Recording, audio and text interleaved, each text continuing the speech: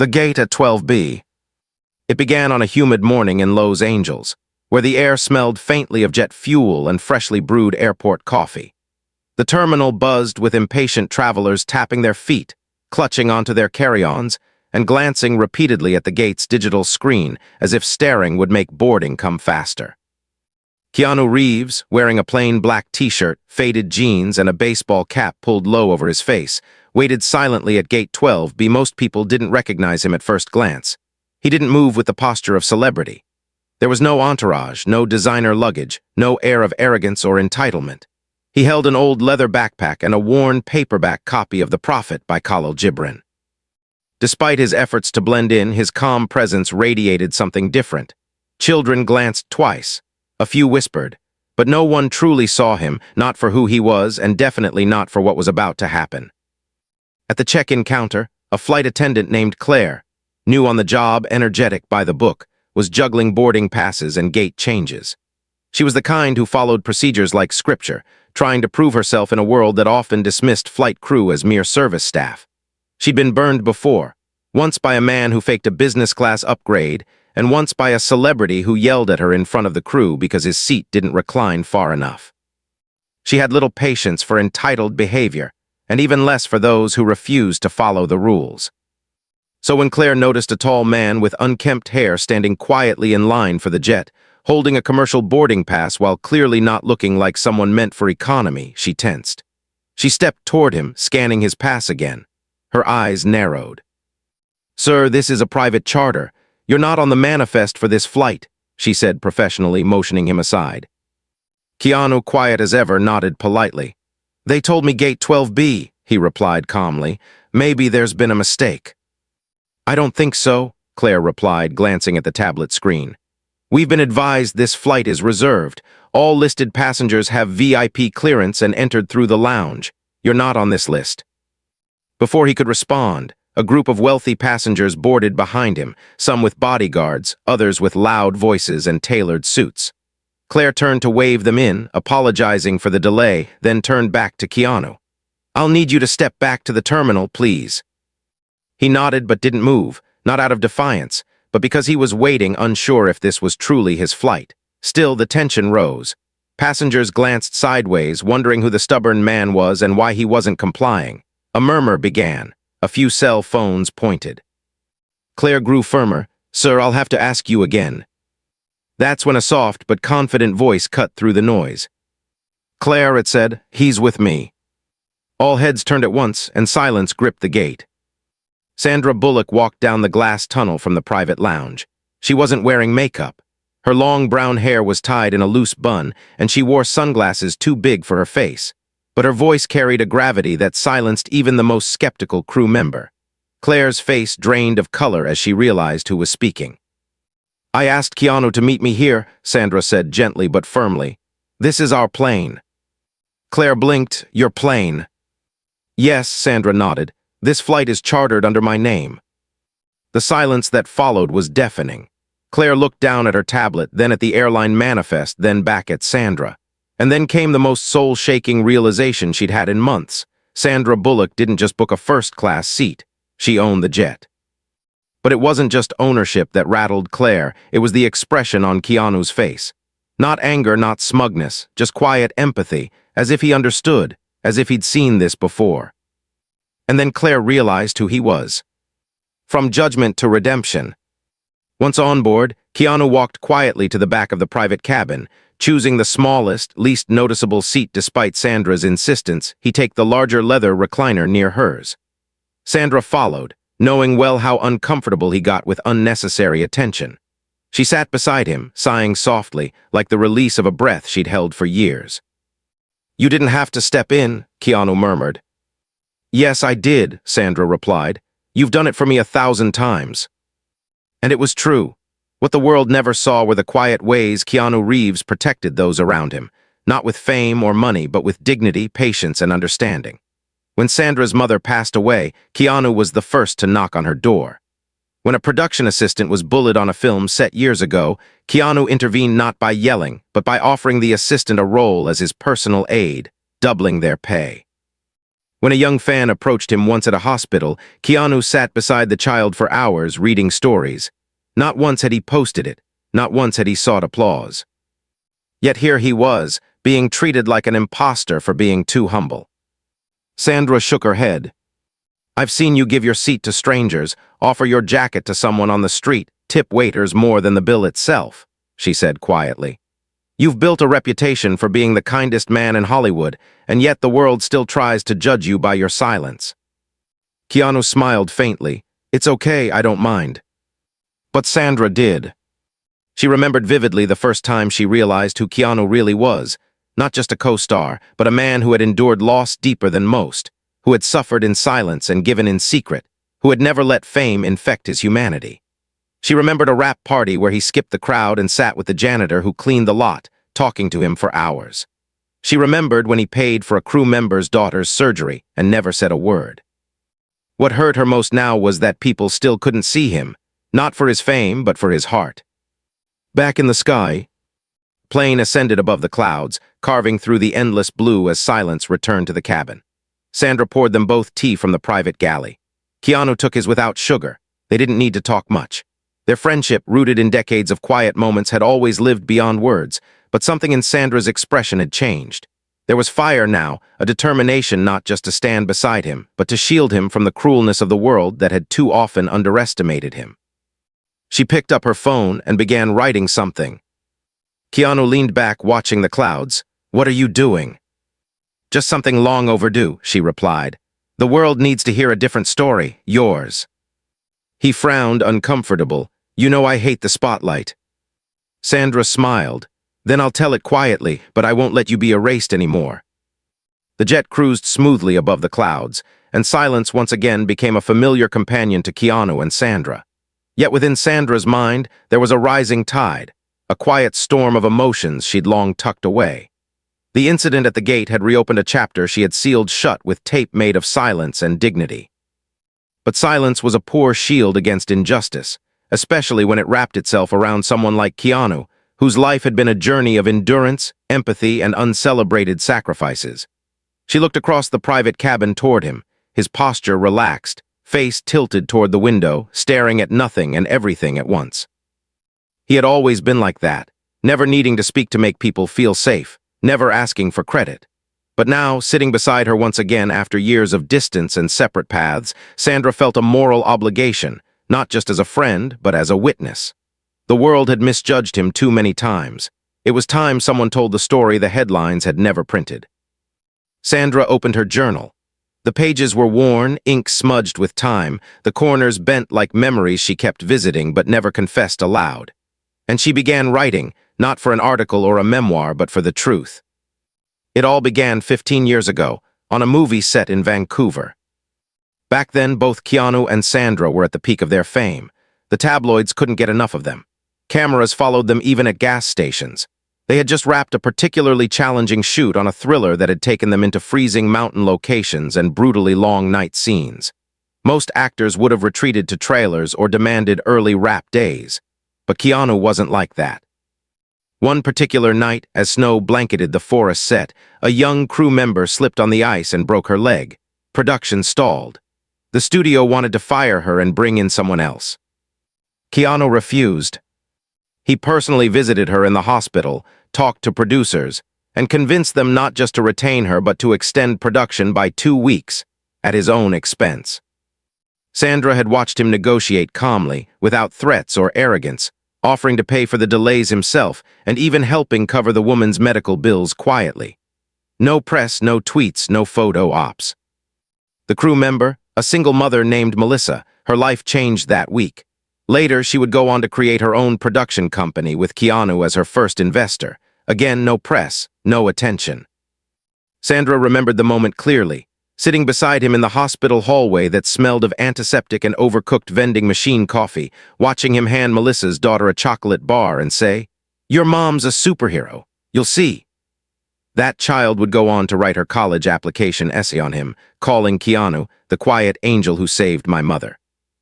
Sandra paused her writing and looked up at Keanu again.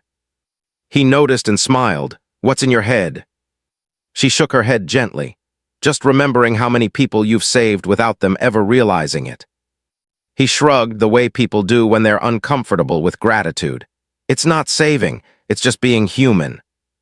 But that was the thing. So few in Hollywood remembered how to be that. Later that evening, as the plane landed in New York, they were ushered through a private exit. Sandra's driver waited, but Keanu insisted on carrying his own bag, a habit she could never talk him out of. Outside, the city lights shimmered like stories waiting to be written. They walked together through the terminal where only a few security staff and ground crew wandered, their steps echoing against polished tile. Sandra paused near the exit. "Do you remember that night in Montreal?" she asked. Keanu tilted his head. "The one where you lost your wallet and we ended up at the soup kitchen." She laughed. "Yeah, that one." It had been another one of those strange accidents that revealed who people really were. After a press conference for a charity event, Sandra had lost her bag. No cards, no ID, no driver, no car. Keanu had suggested walking back to the hotel, but it started raining heavily.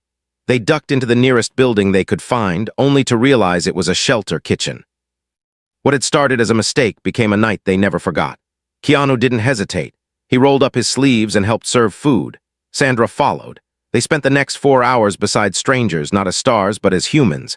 At the end of it, Keanu gave his leather jacket to a homeless teen who had nothing but a t-shirt and a plastic bag to cover himself. Sandra remembered the boy's face, not stunned, but touched in a way that went far deeper than clothing. The jacket was never mentioned again. Sandra had once tried to replace it, but Keanu said, "If I don't miss it, it means it went to the right person." That night haunted her, not with guilt, but with awe. Because the more time she spent around Keanu, the more she realized that his life was less a timeline and more a trail of invisible kindnesses. Every city held a person whose life he had changed, but none had written it in stone. There were no awards for what he did, just echoes in the hearts of those who'd felt his presence. Back in New York, Sandra checked into her hotel. Keanu chose a modest apartment not far away. He had always hated extravagance. She called her assistant, canceling the rest of the week's press junkets. It was time to do something different. That evening, she called Melissa, the woman from Vancouver, now a producer in LA. They talked about starting a documentary. Not about Keanu's movies, but about the people whose lives he had touched. Melissa cried. "Finally," she said, "the world deserves to know." Sandra spent the next hours creating a list, people they would interview, the child in the hospital, the janitor from the movie set who now ran his own business, the old man in Paris who once said Keanu brought him food every evening for 3 weeks during a shoot. None of these people had ever gone public. They didn't have to. They remembered Keanu not as a celebrity, but as a gentle, generous soul who never asked for anything in return. The next day, Sandra met Keanu for breakfast. He was already at the diner, sipping coffee from a chipped mug, surrounded by books and scribbled notes. She sat down, smiled, and said, "We're going to tell your story." He froze. "No," he said gently, "that's not necessary." "Yes," she said, "it is, not for you, but for the ones who never got to say thank you." He sighed, but there was a softness in his eyes. "I don't want it to be about me," he whispered. Sandra leaned forward. "Then let it be about the people who became more because of you. Let it be their story, told through yours." He looked away, torn between humility and the responsibility of being a role model in a world desperate for real heroes. I don't want the attention," he said. "I know," she replied, "but maybe this time attention isn't about ego, it's about legacy." He nodded slowly, quietly, and with that the story began. That week, Sandra started contacting directors and writers. Melissa offered her editing team for free. A famous composer agreed to score the project without charge. Word spread quietly in the right circles, people who had once been saved by Keanu, now stepping forward in gratitude.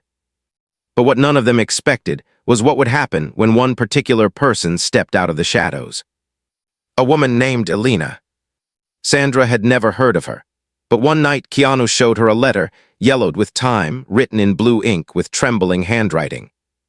"Dear Mr. Reeves, you don't remember me, but you sat beside me at a diner in Arizona when I was 16.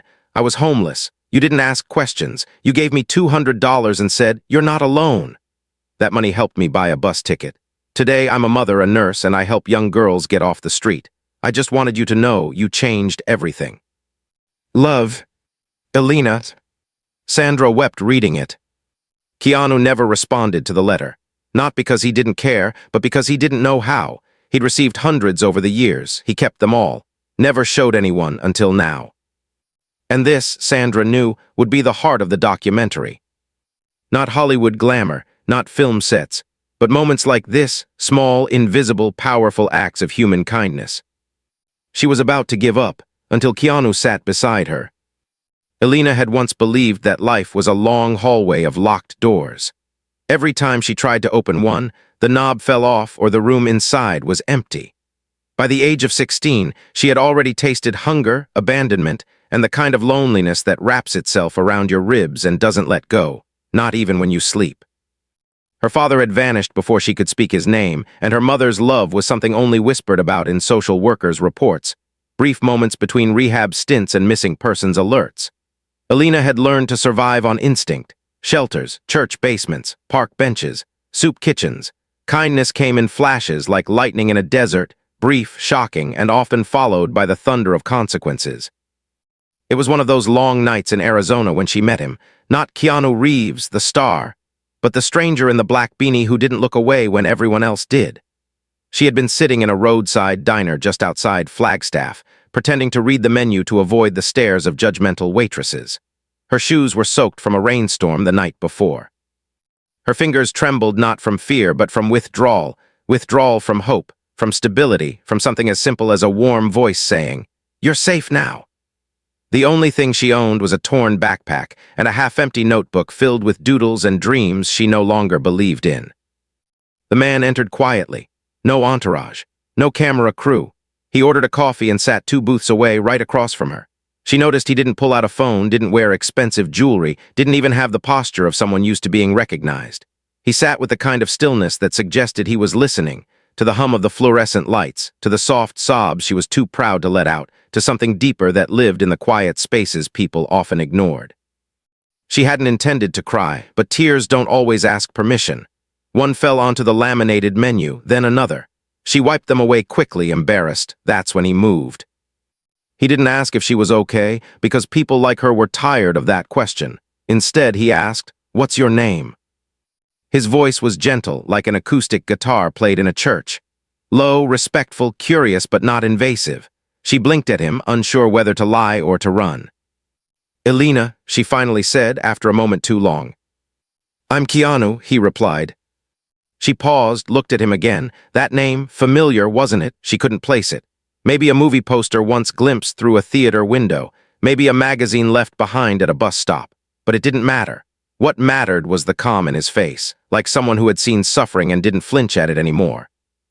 "Do you want something warm to eat?" he asked. She wanted to say no. Pride was a cruel shield, but her stomach betrayed her with a growl and her eyes lowered involuntarily. He motioned to the waitress, ordered pancakes, eggs, and orange juice for her. They sat in silence for a while. She didn't say much, didn't offer her story. He didn't press. It was the quietest conversation she ever had and the loudest moment of her life. When the food came, she devoured it like she hadn't eaten in days, because she hadn't. He didn't watch her uncomfortably, didn't speak over her chewing. He just sipped his coffee and every now and then smiled when she looked up, as if to say, "You don't need to apologize for needing something." After breakfast, he reached into his coat pocket and took out a small envelope. She thought it was a napkin at first. Then she saw the bills. She panicked. I'm not asking for money," she stammered. "I know," he said. "That's why I'm giving it to you." She stared at the envelope. "Why?" "Because someone once did it for me," he said simply, "and I promised I'd pass it on." There was no lecture, no advice, just those few words. And then he stood up, paid the bill, and left without asking her to repay him or stay in touch. She opened the envelope after he left.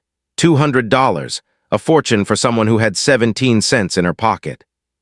That money became a bus ticket to San Diego. From there, she found a youth shelter that connected her to a nurse training program. Years passed. She got certified. She got clean. She bought her first apartment. She adopted a dog. She helped rescue other teens from the streets, counseling them through detox, whispering promises that the hallway wasn't always locked.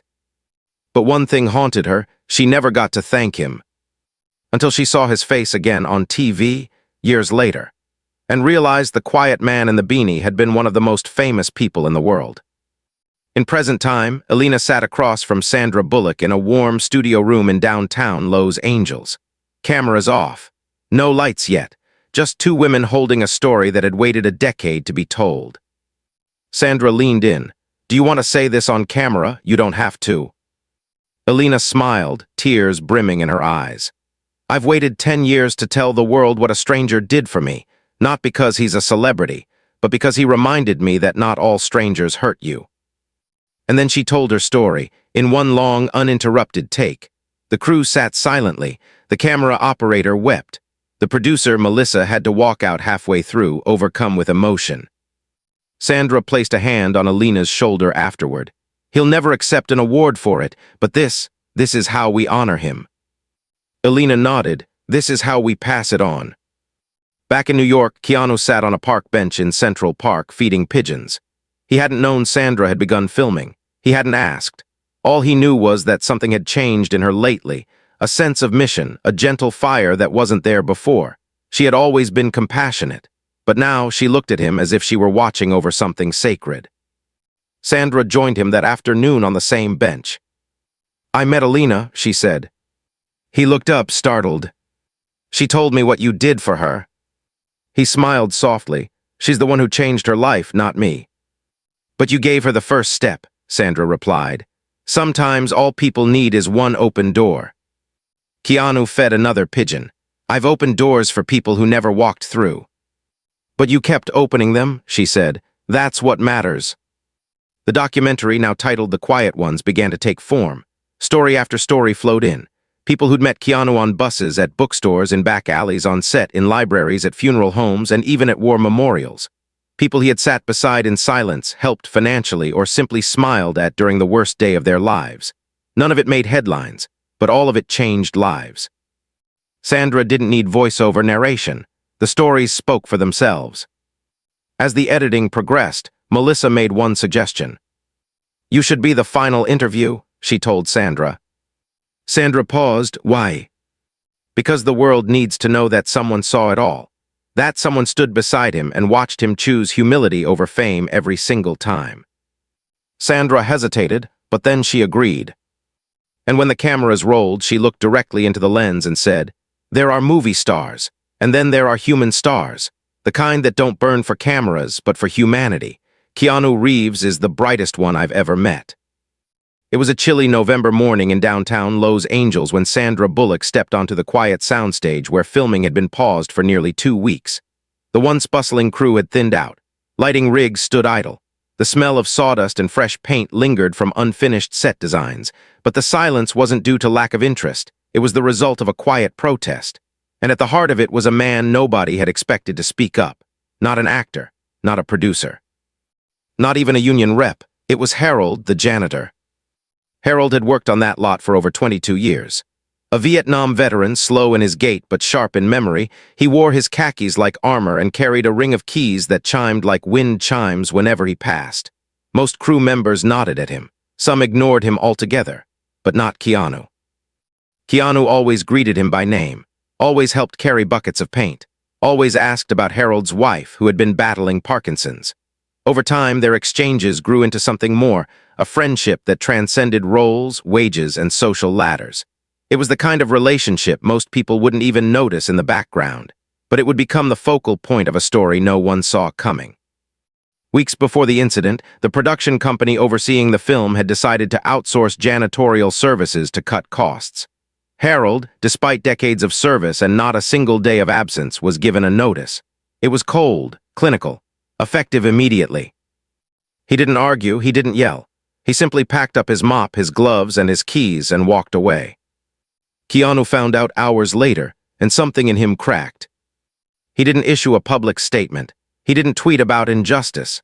Instead, the next morning, he showed up in work boots and blue coveralls, and he began mopping the floors himself. At first, the crew laughed, thinking it was a prank or a skit. But by lunch, it became clear Keanu wasn't joking. He took out the trash. He swept the studio. He scrubbed the green room floor until his back ached. And when someone asked why, he simply replied, "If Harold's not welcome here, I'm not either." That day, filming came to a halt. Sandra, who was on a different set across town, got the call from a tearful assistant director. "Keanu's cleaning the floors. He said it's a matter of principle." By nightfall, news had leaked, not to the press, but to every soul who had ever been disrespected on a set, every gaffer who had been ignored, every makeup artist who worked unpaid overtime, every janitor who was expected to be invisible. The message wasn't about a mop. It was about dignity. A week later, the studio head, Marcus Linville, a billionaire known for ruthless efficiency, arrived on set unannounced. Tall, tailored, and always flanked by assistants with iPads, he was the kind of man who didn't take kindly to insubordination. He marched straight into the main soundstage, where Sandra and Keanu were reviewing rehearsal shots. "Mr. Reeves," he barked, "we need to talk." Keanu turned calmly, "Sure." "You've shut down production for 10 days over a janitor." Keanu didn't raise his voice. "Over a man, yes." Marcus scoffed. "We've lost over $300,000. Do you plan to reimburse the studio?" Sandra stepped forward. "He already has, out of his own salary." Marcus blinked, caught off guard. "That's not the point." "It's exactly the point," Sandra replied, her voice calm but steel-edged. "You fired a man who never missed a day in 22 years. He trained generations of custodians. He saved 3 set fires. He fixed electrical panels when no one else knew how. And you replaced him with a contract crew who don't even know which door sticks when it rains." Marcus turned to Keanu. "This isn't your responsibility." Keanu looked him in the eye. "It is, because if we don't stand for people like Harold, then what are we even making movies about?" Silence fell over the room. Cameras stopped rolling. Crew members peeked out from behind lighting rigs. Sound engineers held their breath. Then from the entrance came a soft jingle of keys. "Harold." He walked in slowly, clutching a folded letter in his hands. His eyes were wet, but his voice steady. "I didn't mean to cause all this trouble," he said. "But Mr. Reeves, what you did, it reminded me of the first time someone stood up for me in Vietnam, and I want you to know it saved me. Again." Marcus was still frozen. Sandra crossed her arms. "He deserves his job back with benefits." One of the assistant producers added, "And maybe a plaque. 22 years isn't nothing." Another voice chimed in, then another.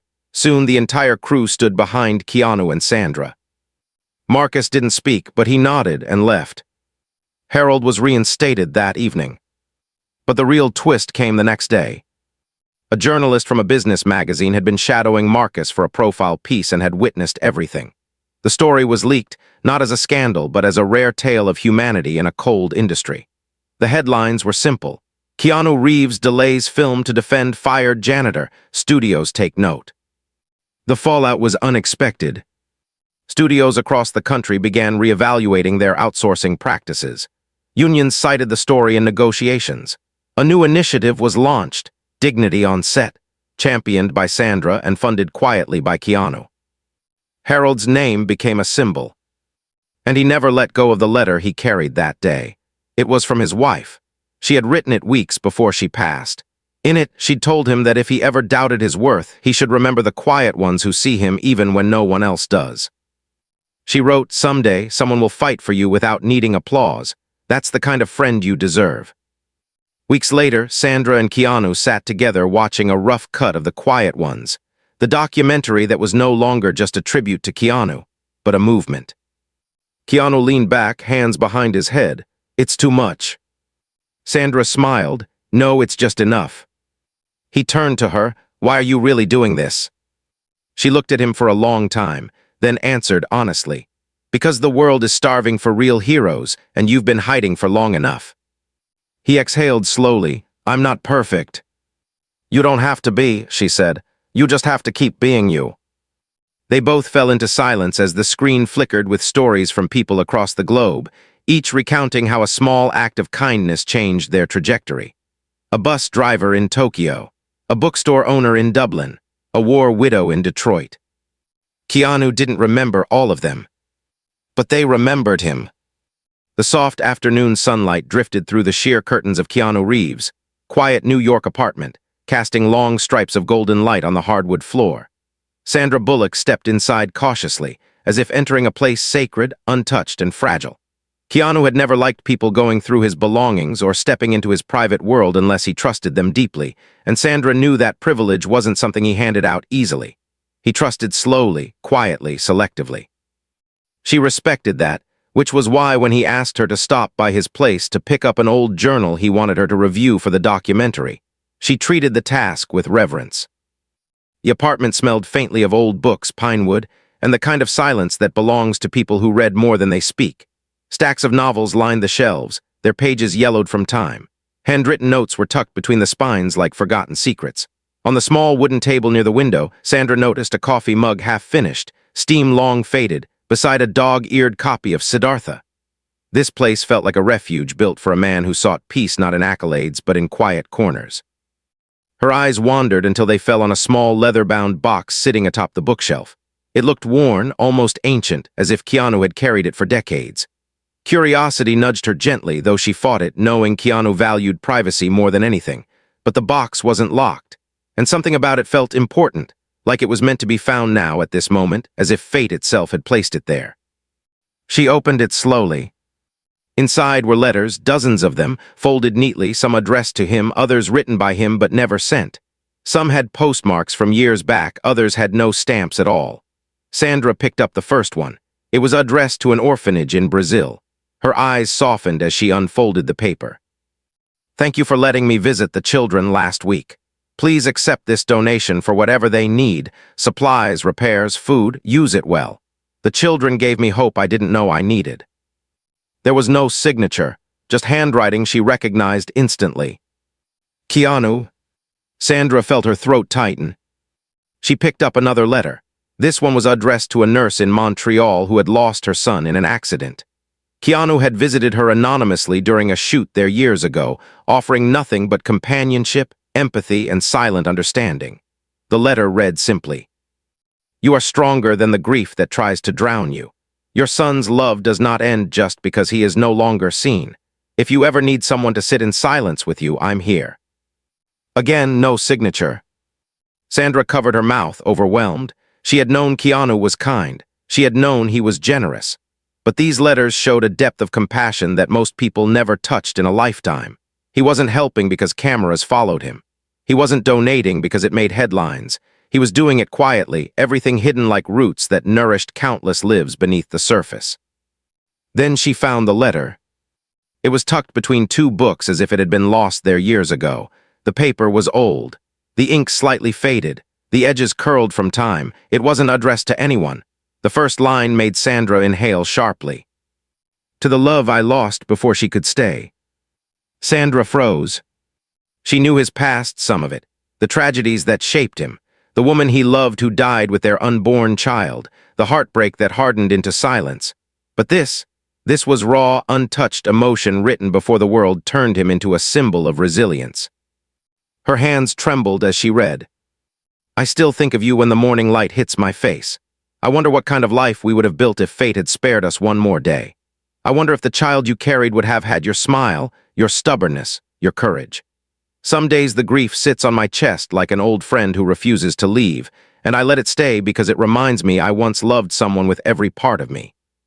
Sandra felt something inside her crack open, a place behind her ribs she had sealed years ago. Her breath quivered as she continued. "I still leave gifts at the children's hospital you dreamed of supporting.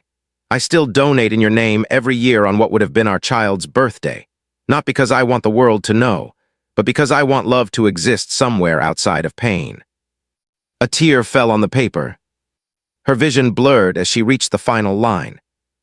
"If kindness is the only way I can keep you alive, then I will spend the rest of my life giving it away." Sandra's tears spilled faster now, not from pity, but from an overwhelming understanding of why Keanu moved the way he did.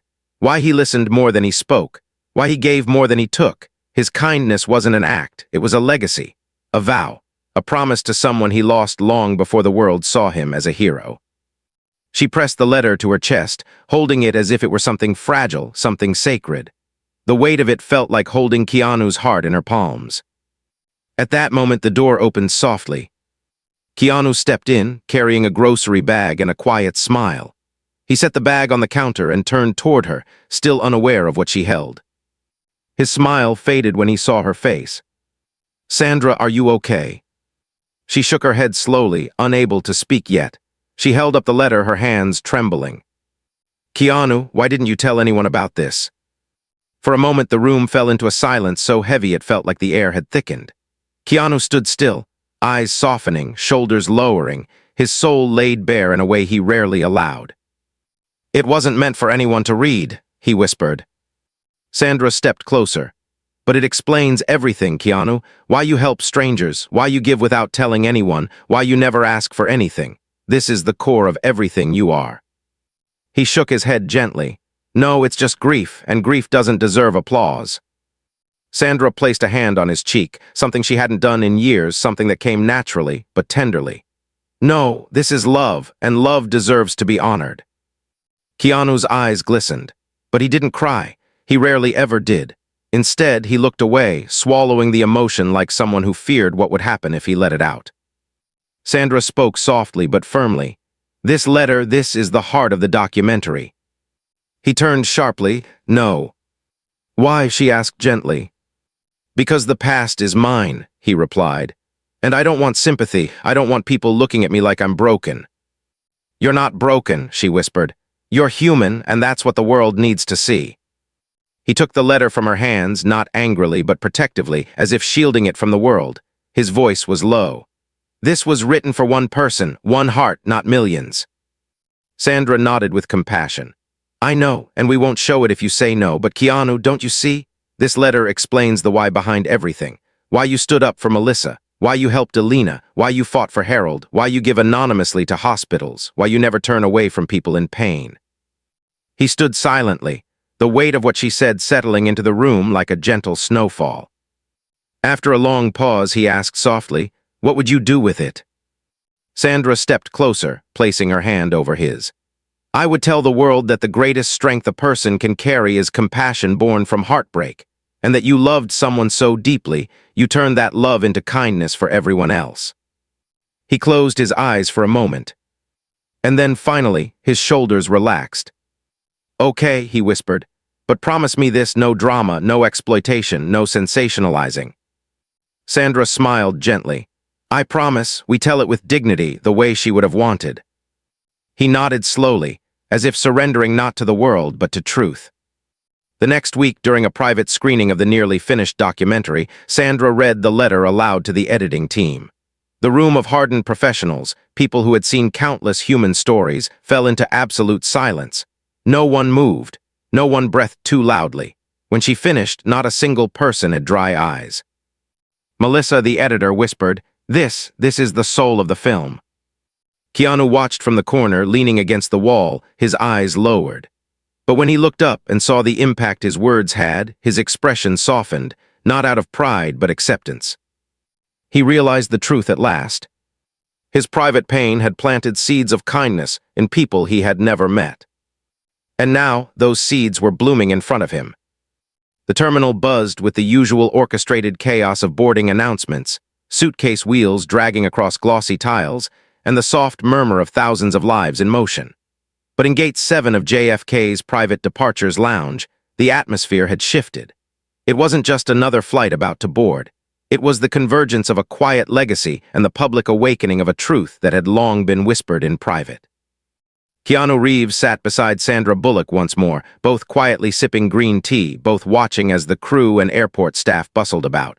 But this time there were glances of recognition, soft, respectful, not the gawking curiosity that usually followed fame. Something had changed. The world had seen something deeper than stardom. The world had finally glimpsed the soul beneath the surface. It had been only a week since the private screenings of The Quiet Ones had wrapped, and yet word of mouth had erupted into a global phenomenon. Not because it was sensational, but because it was sincere. In an era starved of authenticity, the film was a lighthouse. Reviews didn't talk about box office or cinematography, they talked about healing. Headlines read like hymns. The movie that restored my faith in humanity. Keanu Reeves didn't save the world, he just never gave up on it. A kindness so quiet it shouted. Airports had become unlikely places for these ripples to meet. Staff shared stories of Keanu giving away business class upgrades to tired parents. Baggage handlers told tales of him lifting his own bags, refusing assistance. And here he was now, boarding another jet with Sandra just days after the film was announced for global release.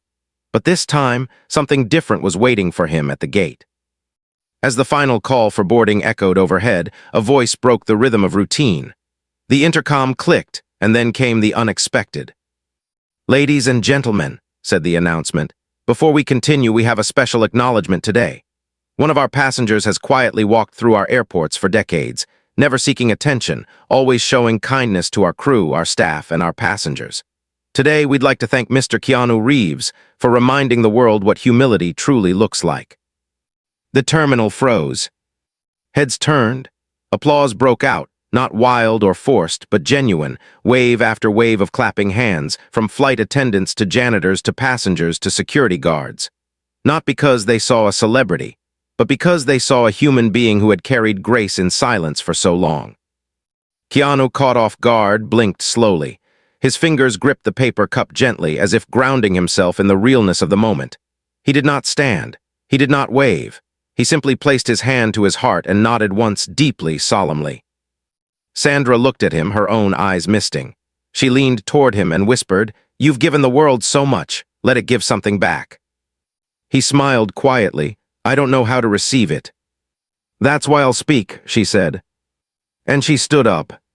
She walked toward the gate microphone, the entire terminal still wrapped in an atmosphere of reverence. She took the mic gently from the attendant and turned to face the crowd, and to face him. Her voice was clear, unwavering, every word wrapped in truth. "You've heard stories now. Stories about a man who sat beside strangers when they were hurting, who tipped janitors more than CEOs, who paid for surgeries without taking credit. But you haven't heard this story." She paused. Keanu looked at her, eyes narrowing not in disapproval, but in recognition. He knew this was the moment she had been carrying. Sandra continued, "I met Keanu during a time when I wasn't sure who I was anymore. The world had placed labels on both of us. Fame, glamour, expectations. But beneath that, I was someone looking for truth. And I found it in the man who picked up trash on our set when no one else noticed. In the man who bought Christmas gifts for crew members, children when the studio slashed bonuses. In the man who mourned deeply but loved deeper." The room was silent. Even the intercom's background hum had faded. "People often ask what makes someone a hero," she said. "Is it saving lives? Is it standing up to injustice? Is it wealth or power or bravery?" She shook her head. "No, sometimes a hero is the man who says nothing and simply shows up. Again and again, without asking for applause, without needing to be right. A hero is someone who sees pain and stays anyway. That's Keanu." He sat frozen, his throat tightening, emotion unspoken building behind his chest. Sandra looked at him now directly. "And today," she said softly, "I want to say the words I've never said in public before, not as your co-star, not as your friend, but as someone who owes part of my healing to you." She paused, gathering breath. The moment swelled like a tide cresting toward truth. "Thank you for being my safe place when the world felt cruel. Thank you for showing me that kindness can be loud without shouting. And thank you for reminding me that love, real love, is not always about romance. Sometimes it's just being there, always, without leaving." The silence that followed was deafening. Then came applause, not thunderous, but warm, embracing, almost like the sound of wind through trees. It was not for the speech. It was for the man behind the story. Keanu stood now, not because he wanted attention, but because it was time.